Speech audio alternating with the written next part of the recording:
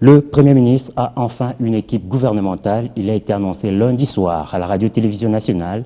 Il s'agit d'une équipe costaud, 67 membres, dont 3 vice-premiers ministres, 7 ministres d'État et 20 nouveaux postes ont été créés. Pour en savoir plus sur les animateurs de ces différents postes ministériels, suivez ce récit de Julie Sefou. Enfin, le gouvernement d'union nationale est connu. Il aura fallu attendre la nuit du 19 décembre. C'est un gouvernement costaud de 67 membres, dont 4 femmes ministres et 3 vice-ministres que Sami Badibanga va diriger. Il lui a attaché 3 nouveaux vice-premiers ministres. Les affaires étrangères sont confiées à Léonard Chéokitundu, sénateur et cadre PPRD très influent à la MP. Il a été au four et au moulin des dernières négociations. Emmanuel Ramazani Chadari, secrétaire général adjoint PPRD, rejoint la vice-primature en charge de l'intérieur et sécurité. Les transports et communications sont à la charge de l'opposant José Makila Soumanda de l'Alliance des travaillistes démocratiques.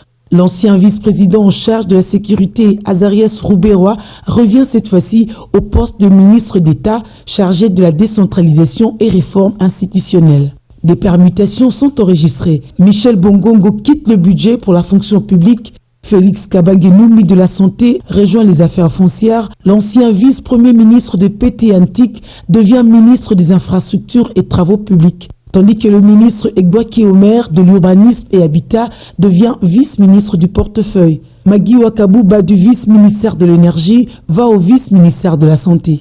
Des figures assez présentes lors du dialogue de la Cité de l'Union africaine sont récompensées.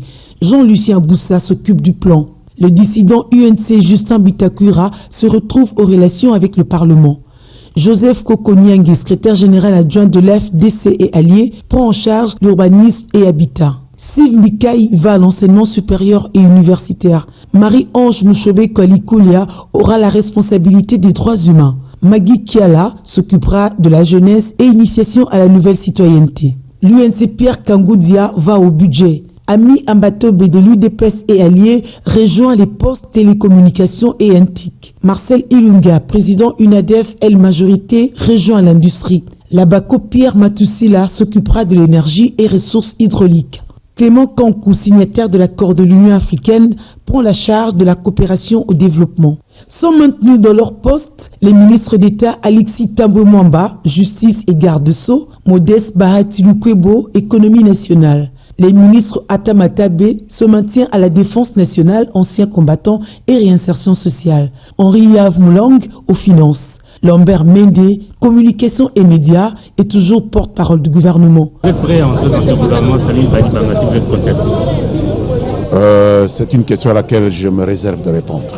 Wivin Mumba au portefeuille, Martin Kabweloulou aux mines et Mengoï Moukena aux hydrocarbures.